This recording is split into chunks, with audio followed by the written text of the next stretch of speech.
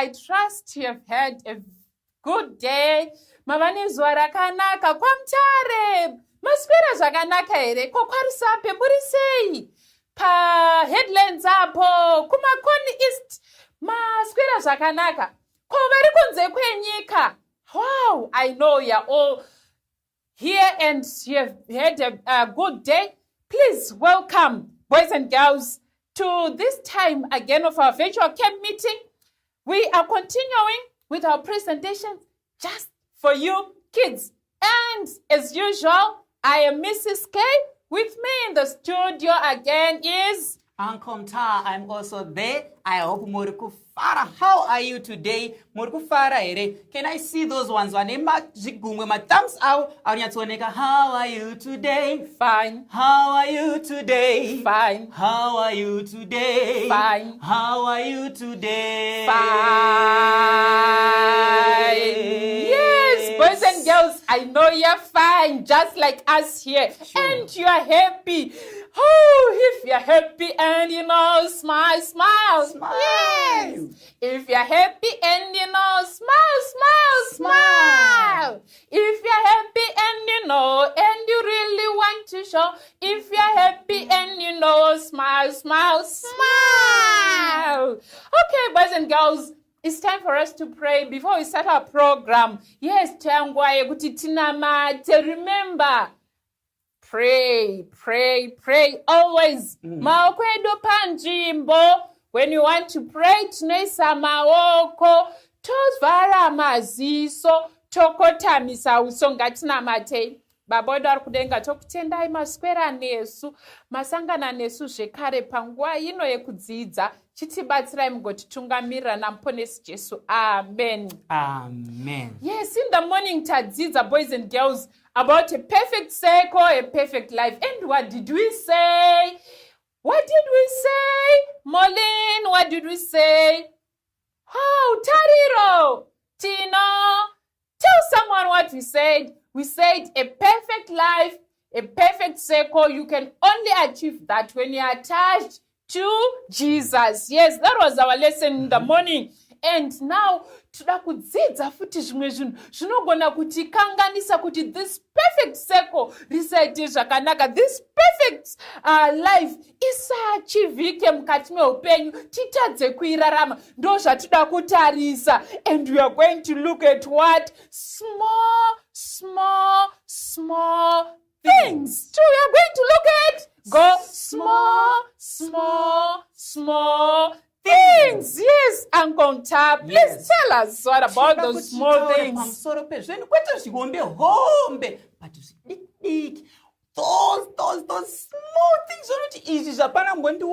is really very, very small. Let me tell you today, small things are dangerous.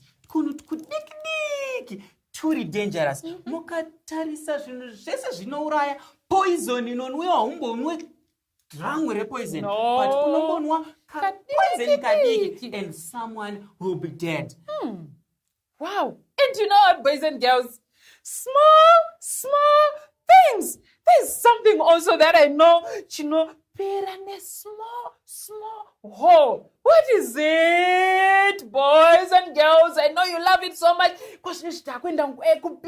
And munobva machifarira machitora muchichinwa so hambovhura ziburi zombe munongovhura kaburi kadiki. What is it called? A freeze. There you are. Yes. You know, a freeze tikana ikanguri kaburi kadiki kakarumwa nepakona. Sure. Uchikwewa so bijana as rinopera refreeze uncle.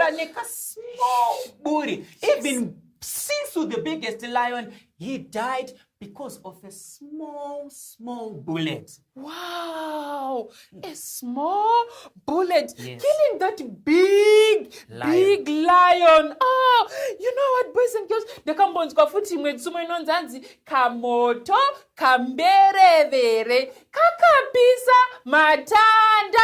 Exactly. Beri uko kani kati kamoto kadiki maybe munango kanda angobatidza moto so vakanda kastike matches vakabatidza uswa vakabatidza tutsotso vakabatidza kusvika kanozonoti pasi danda. Hey, What else? A small tongue can say zvinhu zvinotyisa, zvimwe zvacho zvekuti ukazvitaura ukazozvifunga munototsamwidzana. But the smallest thing is the tongue. Zvimwe zviri musoro chi? Small tongues, small things are dangerous. Wow! Hey, wangobva wataura chikanzi sagare sugar rakapedzwa neteaspoon. Yes. My way, teaspoon, imagine, of all the things dai rakapedzwa necup kana kuti nepoto. Yes.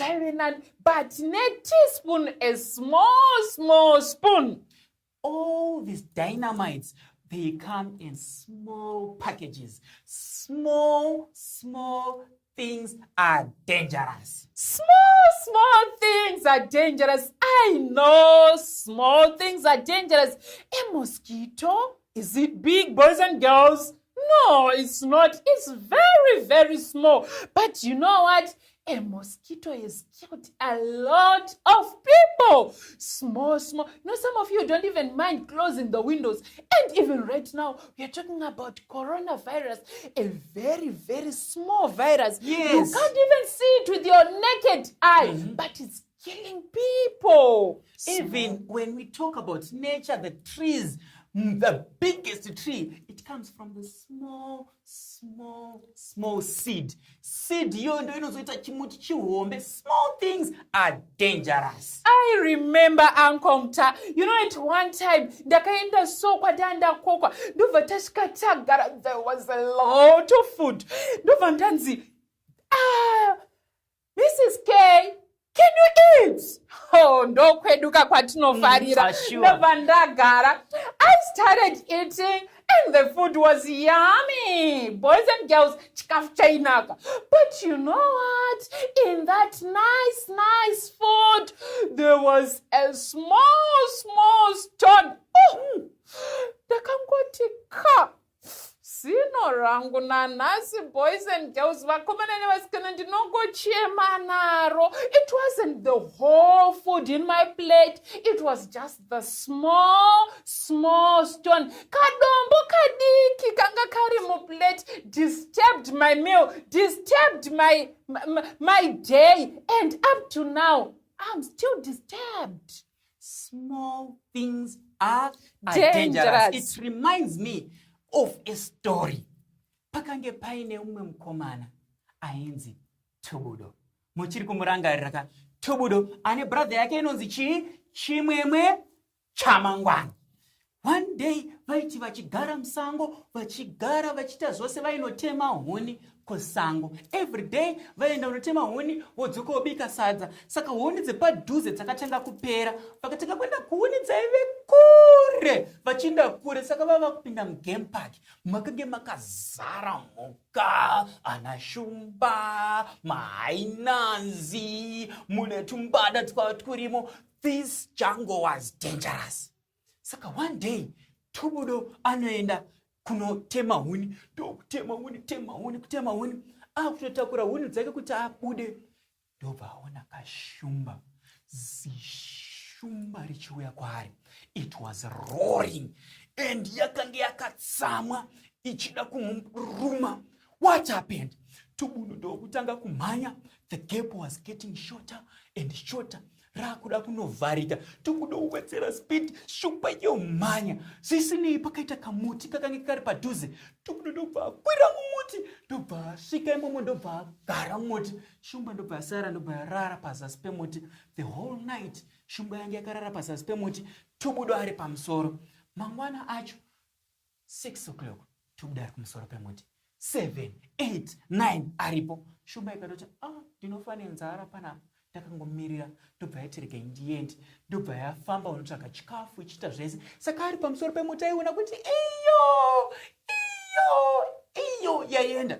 Tubudo ndobva adzika mumuti. Ndobva tora huni dzake ndobva mhanya speed ndosvika kumba bika sadza ndobva apedza bika sadza vatirege ndimhanye ndidzokere kumuti ndikodzokera. Shumba isati yauya ndikangomirirwa ndikangononoka chine shumba inodzoka ndigodyiwa. Ndobva adzokera kumuti ndobva amhanya kumuti ndobva aenda pamusoro pemuti papai ndobva arara futi. Shumba ndobva aona tubudo aripo, ndobva yadzoka, ndobva yarara pazasi pemuti. Day 1. Day 2, same thing, yakanga yakudzwa nzara, ndobva yaenda, tubudo, ndobva adzika, ndobva anobika sadza, obva adzoka, obva ndoda kutangira futi shumba, obva kwira pamusoro pemuti. Pamusoro pemuti paya.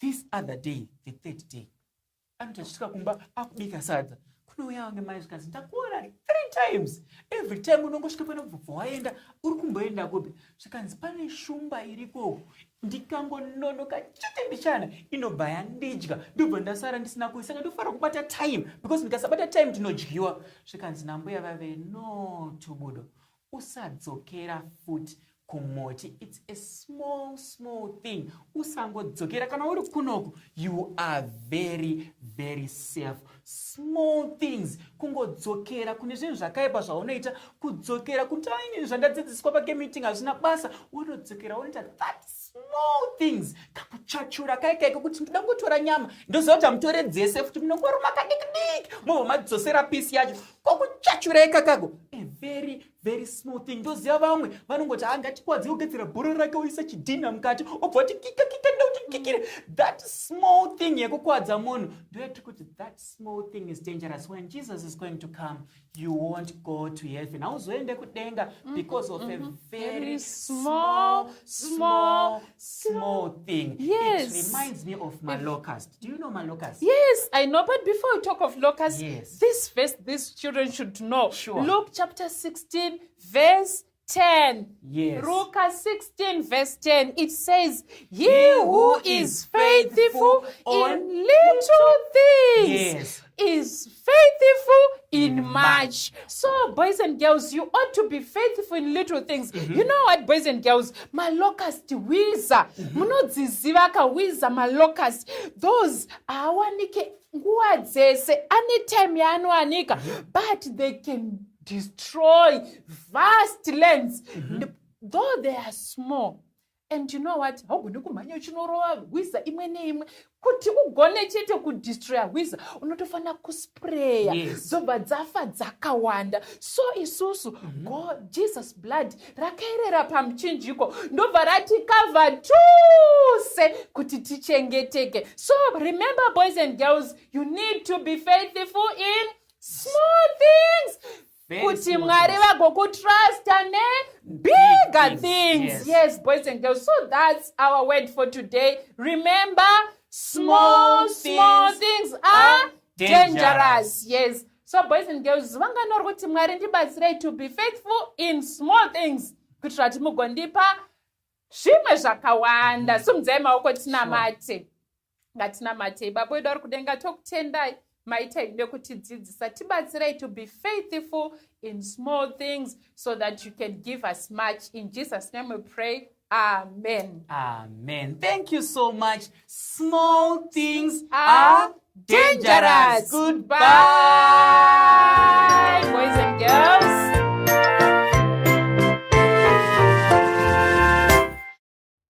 Toda kukuchingamidzai sangano dzvene raMwari muzita raJesu. Mukati menguva ino ndinovimba nekutenda kuti tese tagara tamirira kunzwa Mwari vachitaura nesu. Mufaro wangu kukuzivisai zvakare kuti mangwanani ano Mwari vatitumirazve munhu wavo akazodzwa kuti atipe chingwa cheupenyu chinoenderana nenguva ino. Saka mufaro wangu kukuzivisai kuti iko zvino takuwana shoko redu kubva kuna Pastor Peter Mlambo, one of our pastors who is serving in this territory, who is familiar kumaziso akawanda. So dai Mwari vakatropafadza patakugara iko zvino pese patiri timire, pause, take a position and relax and wait to hear God speak to us. Shall we close our eyes as we pray? Baba vedu vari kumusoro kudenga, tinokutendai nokuti matipa zvemwe mukana wekuti mutaure nesu. Hapana nguva yamakaunganidza vanhu mukashaya shoko navo. Munamato wedu kuti pamunotaura tikunzwei kaviri, torarama sezvamunoda. Musatendera kuti munhu ataure, asi kuti imi mutaure muchishandisa munhu. Muzita raJesu tinonamata. Amen. Ndinokukwazisai vana vaMwari muzita raJesu. Tinoda kutenda Mwari munguva yomusangano wamatumba camp meeting 2020. Tinoda kutenda Mwari nekutenderwa kuchengetwa kusvikazve munguva yakadai yekuverengwa kweshoko, tiri munguva yomusangano wedu. Tine musoro wedu kana kuti dingindira renyaya yedu yekempi, tariro inokunda. Kune tariro dzakawanda dzakaitwa navapenyu pasi pezuva, but dzimwe tariro dzakawira vanhu dzakavasiya vochema. Kunyange tariro iyi vakanga vainayo nomufaro wose, vakazvinyima zvekudya vachitarisira zvavaitarisira, but dzimwe tariro hadzina kubuda sekufunga kwedu. Saka panguva inoi tiri kuda kuverenga kubva mukati meshoko raMwari. Tiine nyaya yandasarudza pamusoro wenyaya wakanziwo kusvika Abel apindurwa. Kusvikira Abel apindurwa. Tiri kuda kubata murume uyu anonzi Abel. Techiverenga kubva kubook yaGenesis chapter 4 verse ya 3, verse ya 4, techienda kuverse ya 8 techidaro. Mwari wokudenga akomborere apo tiri kupinda mukuverengwa kweshoko raMwari. Kune mibvunzo yakawanda yakakomberedza vana vaMwari. Vamwe vane mibvunzo yezvakanaka. Mumhuri medu tanga tiri 5, but inini ndega Mwari akandiisa parutivi zvikabuda sekuronga kwandanga ndakaita. But ndikatarira kumwe, mumwe anotarira woona kuti hazvina kubuda zvakadaro. Saka mubvunzo uripo ndewekuti Mwari makanga manyanyo kuonei pandiri? Pane vamwe mbuyavo vari muvillage ndo vanounzirwa majarini kunyangwe kutengwa neyusa, but ivo vanoawana pavanodira, vachiona mhuri yavo ichiuya iri kudhiraivha zvese zvichifamba zvakanaka. Vatori nemubvunzo. Ndiri kutarira mbuya anhingi pasaidi, ndotarira vana mbuya amata pasaidi, ndotarira mbuya atsveru pasaidi. Ndiri kuona havana kuwana mukana wakadai, but namba yevana vedu patakasununguka vanava tanga takafanana. Mwari makanyanyo kuonei kwandiri? Kozoita mumwe ane umwewo mubvunzo wakasiyana neava, mubvunzo wekuoma kwazvo. Saka nhasi tiri kuda kuverenga nyaya yedu techitarira mumwe akawirwa nesituation iye aine ukama hwakanaka naMwari. Munoziva here Mwari kuti dzimwe nguva zvinotiwira paupenyu, vanhu vanorasa tariro youpenyu, vava kufunga kuti Mwari anosarudza vanhu, ane vaanoitira izvi, ava haangavaitiri izvi. Teerera hama yangu mudikani, kwese kwauri tibate nyaya iyi. Hatinzwei kubva kuna Genesis chapter 4 verse ya 3, verse ya 4. Ngatinzwei pfungwa iyi. Zvino nguva yakati yapfuura, Kaini akauya nezvibereko zvevhu chive chipiriso kuna Jehovha. NaAbheriwo akauya namakwayana embongora namafuta awo. Jehovha ndokugamuchira Abel nechipiriso chake. Verse ya 5. Asi Kaini nechipiriso chake haana kuchigamuchira. Ipapo Kaini akatsamwa kwazvo, chiso chake chikaunyana. Ndichabva ndaverenga verse ya 8. Verse ya 8 iri kuti, zvino Kaini wakataurirana nomunun'una wake Abheri. Vakati vari kusango, Kaini ndokumukira Abheri munun'una wake akamuuraya. Mwari akomborere kuverengwa kweshoko rake. Pane apa tiri kuratidzwa situation yemurume anonzi Abel naKaini. Vakomana vaviri ava vanoberekwa nababa umwe chete, mai umwe chete. But nguva yakati yafamba vakakwanisa. Saka vari kuita zvavanga vachiita izvi, nguva yechipiriso yakakwana. Nguva yechipiriso yakakwana. Ende mutemo wechipiriso Mwari anga akasorayira kare kuti kana toita chipiriso hatiuyi nemuriwo, tinouya negwai. Mwari anga akasorayira gwai. Ende gwai paraipirwa kuita chipiriso pese, gwai rainongedzera kugwayana raMwari raizofira nyika ino anova Jesu. Saka pese paiurawa makwai zvaingonongedzera kugwayana raMwari raizofira nyika ino. Saka Abel akateerera Mwari centimeter by centimeter sokurayira kwanga kwaita Mwari. Kaini ndobva ateereravo Mwari, but padiki akatsaudzira, akauya namashamba namanhanga kuchipiriso. Ndaikumbirawo kuti tisati tapfuura timbobatsirana kunzwa vana vaMwari. Kana Mwari achitaura zvinhu zvake, Usatarise kuti pane pandiri kugona, pane pandisiri kugona. Zvekuti unoti kana inini kuri kuponeswa ndoponeswa because pane mumwe mandonyetso kuona kuti apa ndiri correct. Ndinobva ndaita chaizvo sokutaura kwakaita Mwari. Regai ndikubatei hama dzangu, tiwirirane papfungwa iyi. Mwari akaramba kugashira chipiriso chaKaini, akagashira chipiriso chaAbel.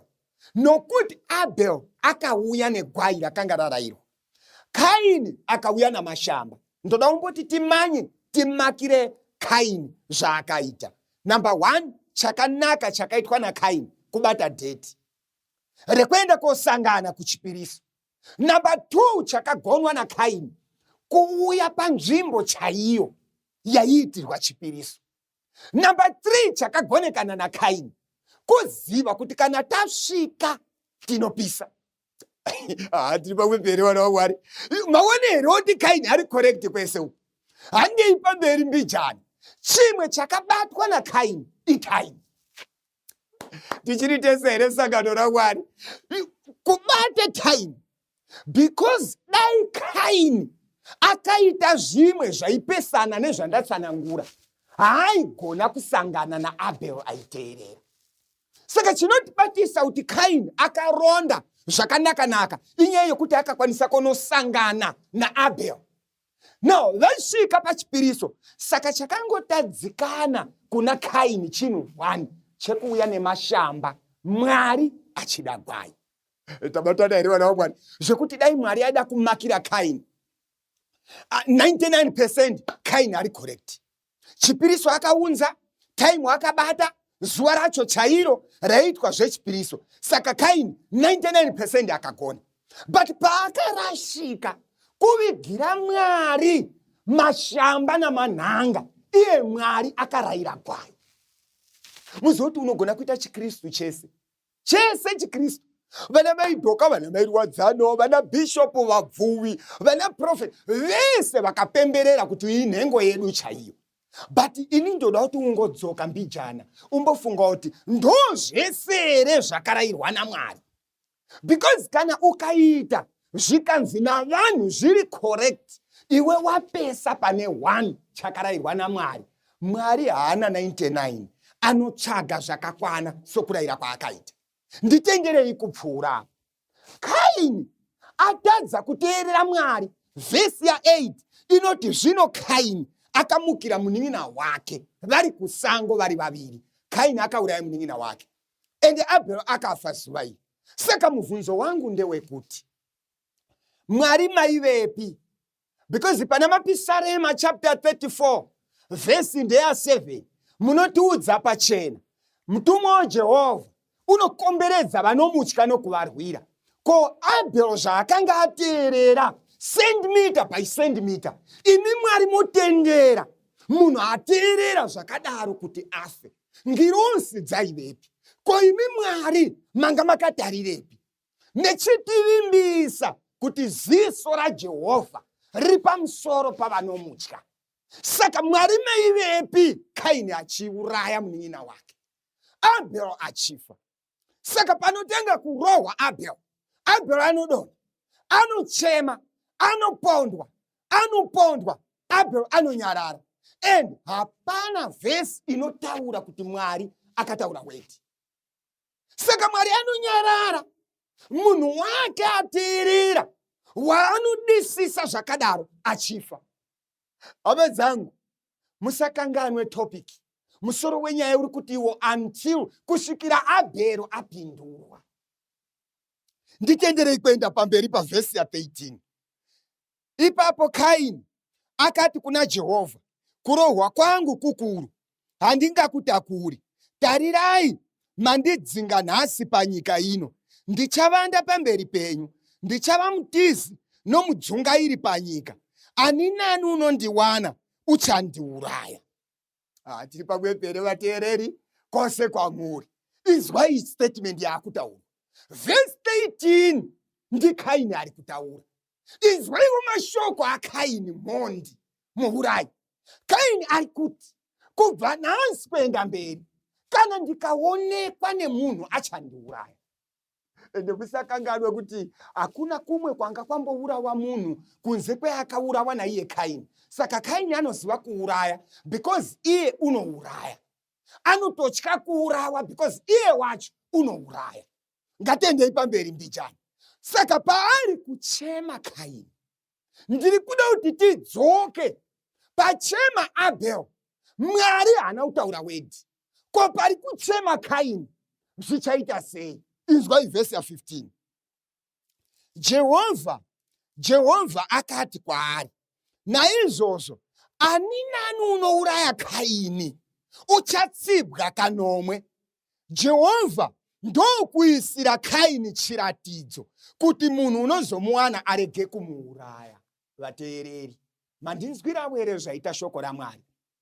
Pachema Kaini, achichema mhondi yechichema, Mwari kwautoresponda kumunamato wemhondi. Asi akarurama paachema, Mwari haana kutaura wedi. But pari kuchema mhondi, Mwari ari kuresponda.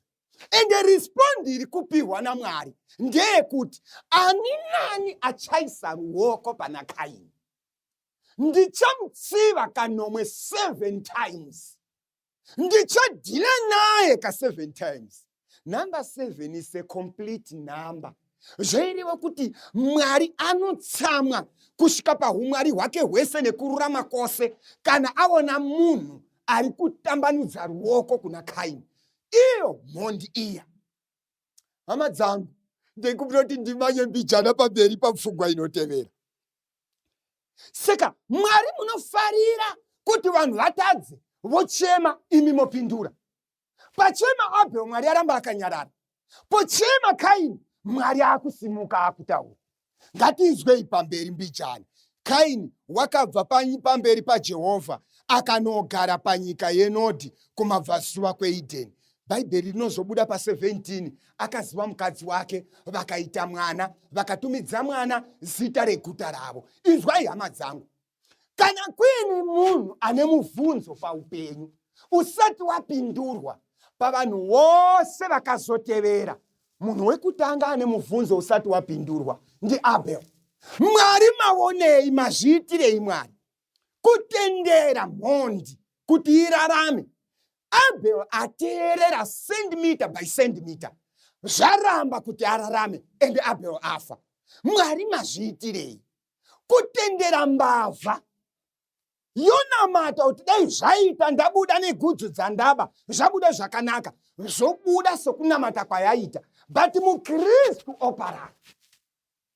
Maonei Mwari, maonei mazviitirei kuti munhu ane mudzimai wake vari kuenda kuKariba kuholiday, vari kuenda kuVictoria Falls, vanobheuka vasati vasvika muChinoi kubva muHarare, but munhu atora girlfriend kuenda nayo kuSouth Africa vachidhraivha, vanoenda konosvika vakafara vakadzoka. Mwari maonei kuti munhu anoroora chata muchechi, vafundisi varimo, minamato yechiitwa, voshaya mwana. Asi mwanasikana atumwa kumagrosa, osangana nemukomana nguva yezhizha, vokona muchibage, kamwe chete oita pamuviri, akachata muchechi haana mwana. Mwari maonei, mazviona seiko nhai Mwari kuti mota yekuba inodhraivhwa rwendo rwakareba, asi munhu atenga mota yake akabhadhara, mota iyoyo inoita accident mwedzi usati wapera? Mwari maonei, mazviona sei Mwari kuti vanatambu nevanatsveru nevanadambudzo vainetsa neunzenza pavillage vakatochata muchato mutsvene, vanarumbidzai vanga vakazvibata havana kuroorwa kusvika nanhasi? Mwari maonei. Munoziva hama dzangu, kutaura kwandiri kuita handigoni kupedza mibvunzo yese iri mune vanhu. Ndiri kutaura nevamwe vakarera vana vavo vachivaendesa paboarding, school fees yechivarwadza, vachishingaira. Vana ivavo vakatopedza kutaura nanhasi, vana ivavo vanongonzi vane madhigirii but hapana paanoshanda. Asi vana George vaiswera vachimhanyirira tsuro, 7 boys nembwa 15 ndo vari kutoita zvinotobatika muvillage. Mwari maonei. Regai ndimanye vana vaMwari kwemaminesi asara. Tiende pana John chapter 13 verse ndeya 5.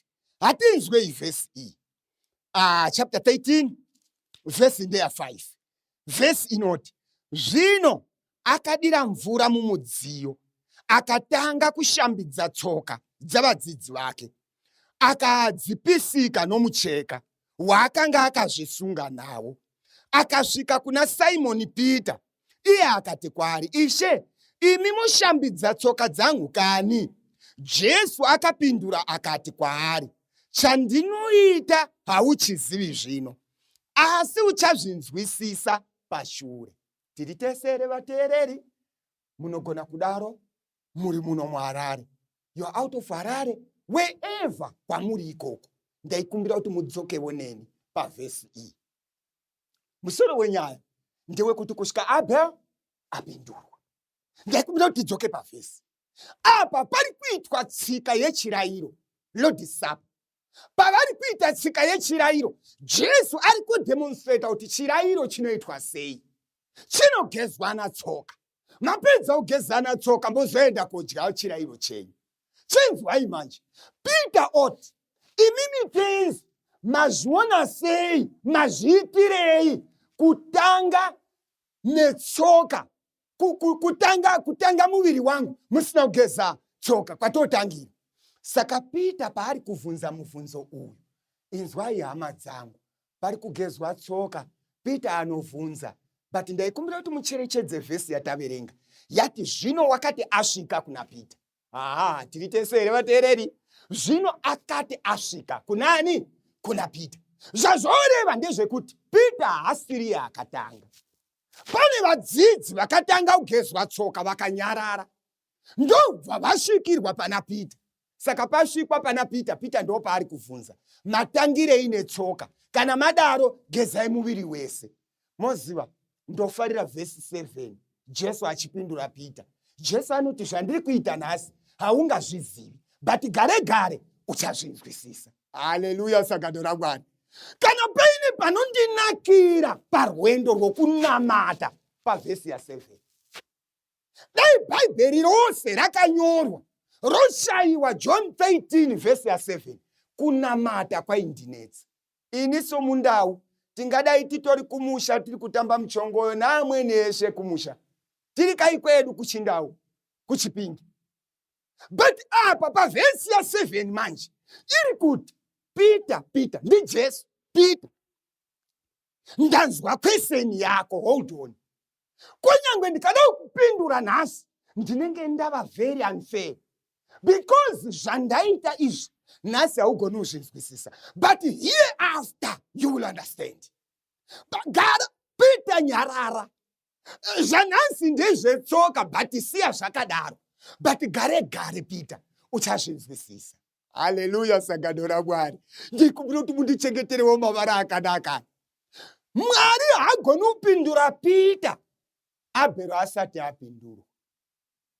Muzoti ndikutaura kudai pane masingle parents akawanda, vana mai guru vangu, vana mai vangu, hanzvadzi dzangu, vana baba vangu, vakomana, masingle parents, kwete nekuti vanga vasina kumbopinda mumarriage, but nekuti rufu rwakauya, vakasara vari musingle parent, nyika ichitaura zvainoda pamusoro pavo, vanhu vachiseka, vanhu vachivatukirira, vanhu vachishuva kuona musingle parent akapfeka hembe dzakasviba, vanhu vachitaura all sorts of rubbish. But hama dzangu, inzwai, regai zvidai nhasi, mhinduro ichasvika gare gare. Tichawana mhinduro yakakwana. Zviri kuitwa nhasi kugezana tsoka. Asi vanenge vamirira, Abel achafanwa kupindurwa. Hamaigona kutanga mapindurwa, Abel asati apindurwa. Kuna mai vaya mudzimai waEnoki, akararama panyika ari musingle parent wokutanga paplanet Earth. Murume haana kufa. Murume haana chaakaita, akangoenda kudenga. Iye akasara ari musingle parent nevana, achirera vana vake. Vanhu vakataura zvese zvavaingada, but hazvigoni kuti imi mutange mapindurwa nhasi, uyu asati apindurwa. Munoziva kuti mibvunzo youpenyu huno yakawanda zvakadaro zvekuti tikada kutevedza kuitsvagurudza vanhu vanotambura nekuverenga mibvunzo yatinayo yese paupenyu. Vamwe vari kuchema misodzi zvekuti haagoni kutsanangura zvakaitika paupenyu hwake. But hama yangu, ngatimirire vhesi ya7. Jesu ari kuti pamberi muchazvinzwisisa. Ndisati ndapedza, hama yangu, usanetseke nemubvunzo wauinawo. Makatopasa zvakanaka, license makatora zvakanaka, hapana chikiribidi chakaitwa, but zvakaitika. Imimi mukangobata mota inotanga kudonha. Mukangobata mota ndimi munotanga kuita accident. Vakaita malicense ekutenga vanopedza nyika, hapana chakaitika. Hama yangu, don't worry. Zviri kuwanikwa izvi, upenyu hunohwanasi. Kaini ararama. Zvai hama dzangu, dai yaiva nguva Ezekiel chapter 33 verse ya 17 inotaura nyaya yechiti handifariri rufu rwowakaipa. Tendeukai imimi vakaipa. Saka Mwari haachengeti vanhu because vatsvene stereki. Kaini chaari kuchengeterwa naMwari ndechekuti Kaini tendeuka. Ndo chaari kuchengeterwa. Saka akapiwa maki yaakapiwa imaki yeprotection. Asi Abel akafa aine maki yesalvation. Saka makore akawanda uri panyika, vamwe vachifa, hazvire kuti uri mutsvene kudarika vari kufa. Mwari aisa maki yeprotection. But vamwe vari kufa ava, kunyangwe vafa vakarurama vasina mhosva pamberi paMwari, Mwari akaisa maki yesalvation. Saka kusara ndiriko imhaka yekuti Mwari ari kutsvaga kuti nditendeuke. Kana ndatendeuka, Mwari anoda juti riitwe kuimba yake. Saka vanhu vari kuraramira zvinhu tu. Ndiri kuraramira kutendeuka, ndobva ndapiwa maki yesalvation. Kana ndava nemaki of salvation, Mwari anogona kundichengeta paupenyu hwangu hwese, achiitira kuti ndiite juti. Saka Jesu anoti regai ndiite basa achimasikati, ndausiku huri kuuya.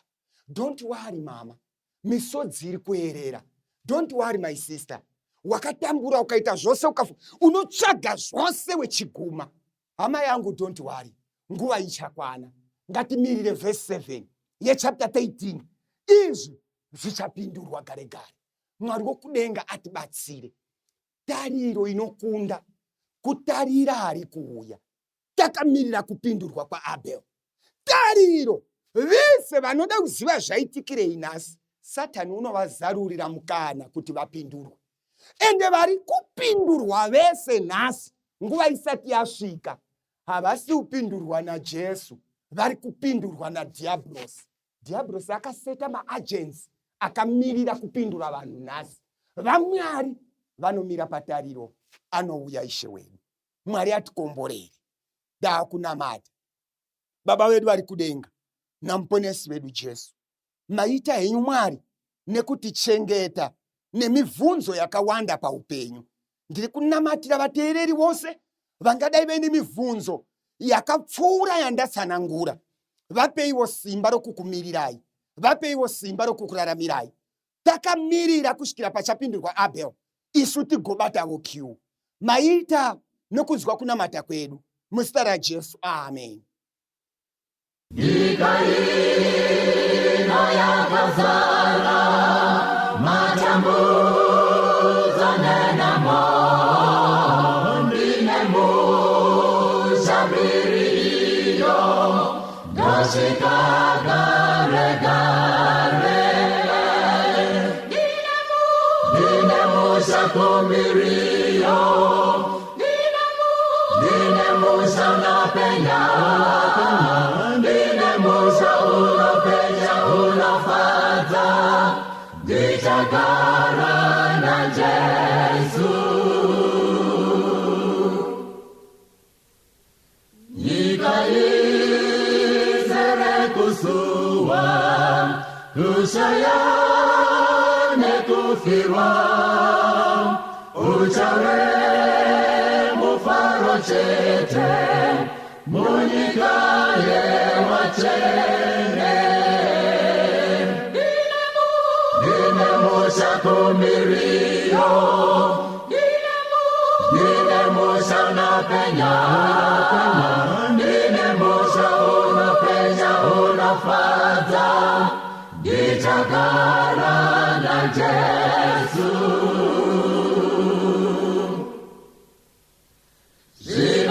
Zinofata kuona Bose wakaponeswa Jagana kisa kuona Jesu akanifira Nile musha kumirio Nile musha unapenya Nile musha unapenya unafata Nitakara na Jesu Nile musha kumirio